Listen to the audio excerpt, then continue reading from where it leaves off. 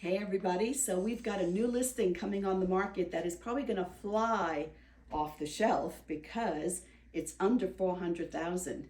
This house is on about an acre and a half in the Stonetown section of Ringwood, so a beautiful piece of property set back off the road. It is a 2-bedroom, 1-bath. We've got a nice sized living room, fireplace. There's a skylight above me. And I'm going to take you into the kitchen where there's gleaming hardwood floors, oak cabinets in the kitchen. And we're going to have this open house this Saturday and Sunday.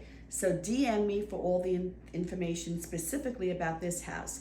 However, I also want to do a PSA because we have 15 buyers that are waiting, very qualified, A buyers, ready, willing, and able to buy a home. And we've got 15 of them looking between $350 and $650 in the Ringwood, Wanacue, West Milford, and Oakland area, and one looking in Bloomingdale.